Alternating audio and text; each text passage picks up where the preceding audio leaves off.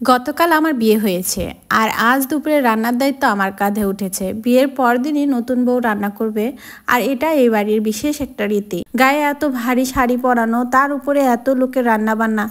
এমন না যে আমি রান্না জানি না, তবে সেটা আমার শখের রান্না। আর শ্বশুরবাড়ির অগ্নি পরীক্ষার রান্না দুটো তো একদমই আলাদা। দেখা যাক কি হয়। হঠাৎ পিছনে কারো কথা শুনে আমি চমকে উঠলাম। কি গো বৌমা, পারবি? খুব তো সবার সামনে বললি যে পারবি, তখন যদি মানা করতি পারবি না তাহলে খুব একটা সমস্যা ছিল না। আমি মাথা নিচু করে রইলাম। গতকালকেই আমি এই বাড়িতে এসেছি। আমার শাশুড়িকে দেখে মনে হয়েছে খুবই রাগী আর রাজভরী একজন মহিলা। ওনার মুখে তুই শুনে আমার মন মেজাজ একদমই খারাপ হয়ে গেল। নতুন বউকে তুই তাকারি করে কেউ, তাও আবার প্রথম কথায় উনি প্রথমে রাজি ছিল না আমাদের বিয়ে হোক, তাই বলে এমন ব্যবহার। উনি আমার উত্তর শোনার জন্য এক দৃষ্টিতে তাকিয়ে রইল। আমার কাছে জানতে চাইলেন আসলে আমার দ্বারা রান্নাবান্না সম্ভব কিনা।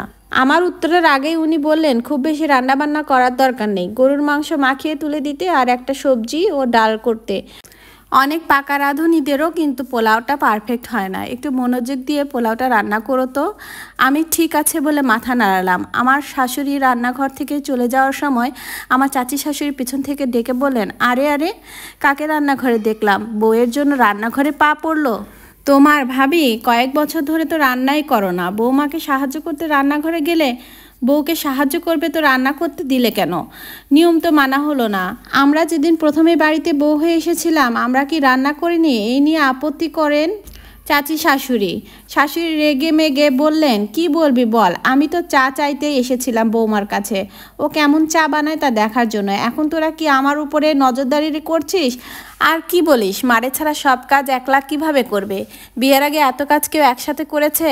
একলা হাতে এত কাজ করা সম্ভব নাকি? আমার শাশুড়ি আরও বলেন, অতিরিক্ত কোনো কিছুই ভালো না, ছোট তুই তোর রান্নাঘরে যা। আমার শাশুড়ি কথা বলে সে তার রুমে চলে গেল।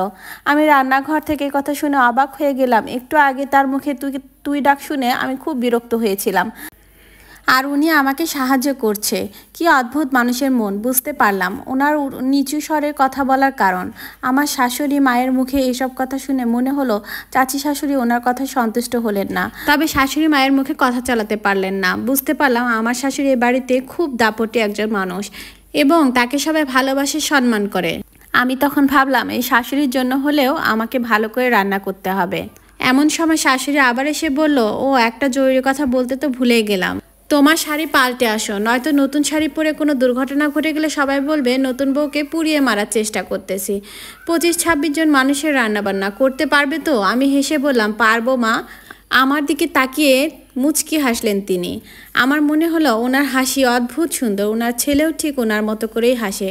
তারপর আমি আমার রুমে চলে আসলাম। আমার স্বামী তখন খাটে শুয়েছিল। আদরের গলায় জিজ্ঞাসা করলো আমার মাথা ব্যথা কমেছে কিনা। রাতের বেলায় আমার প্রচণ্ড মাথা ব্যথা করতেছিল, আর জিজ্ঞাসা করলেন এত লোকের রান্না করতে পারবো কিনা। আমি বললাম হ্যাঁ পারবো। আমার স্বামী তখন বলল সহজ কোনো আইটেম রান্না করে ফেলতে।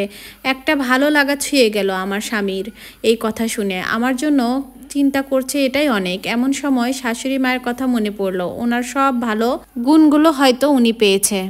3 পিস পরে আমি আবার রান্নার কাজে নেমে পড়লাম। পারবো সহজে হলেও, কিন্তু রান্না খুব সহজে হলো না। মাংস সিদ্ধ হয়েছে কিনা দেখতে গিয়ে হাতে ছ্যাঁকা লাগলো, হাতে অসহ্য যন্ত্রণা হলো। এমন সময় রান্নাঘরে আমার শাশুড়ি মা দৌড়ে আসলো। তিনি এসে বলে, একটু সাবধানে কাজ করবে না? এরপর আমার হাতে মলম লাগিয়ে দিল। অবশেষে রান্নাবান্না সব শেষ হলো। তারপর সবাইকে ডাইনিং টেবিলে খাবার খেতে দিলাম। আমি সব কিছু এনে টেবিলে রাখলাম। সবাইকে দেখে আমার শাশুড়ি মা বলল, দেখেছো তোমরা আমার ছেলের বউ কত কিছু রান্না করেছে? পোলাও, গরুর মাংস, ডিমের কোরমা, মাছ ভাজা, ডাল, সবজি, আরও কত কিছু, কি সুন্দর করে করেছে। তখন আমার শ্বশুর অবাক হয়ে বলল, শহরে বড় হয়ে এত কিছু রান্না কীভাবে শিখেছো?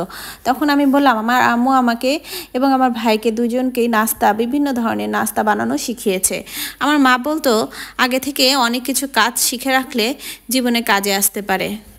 এরপর আমি তাকে দেখি আমার শাশুড়ি মায়ের মুখে মুক্তির হাসি, আর আমার স্বামীকে দেখে মনে হলো স্বামীও অনেক বেশি খুশি। আমার শাশুড়ি সবার দিকে তাকিয়ে বলল, নতুন বউ আসলেই যে পরের দিন সবার জন্য রান্না করতে হবে এমন নিয়ম আর বাড়িতে থাকবে না।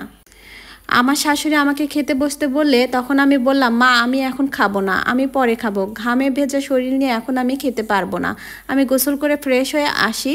তখন আমার শাশুড়ি বলল, ঠিক আছে বৌমা, যাও তুমি ফ্রেশ হয়ে নাও। আমি বাথরুম থেকে গোসল করে বের হয়ে বিছানায় শুয়ে পড়লাম। সারাদিন এত কাজ করে আমার হাতে পায়ে ব্যথা শুরু হয়ে গিয়েছে। আমার স্বামী আমার জন্য খাবার নিয়ে এসেছিল। এই গল্পের দ্বিতীয় পার্ট পরের ভিডিওতে আপনাদের সাথে শেয়ার করব।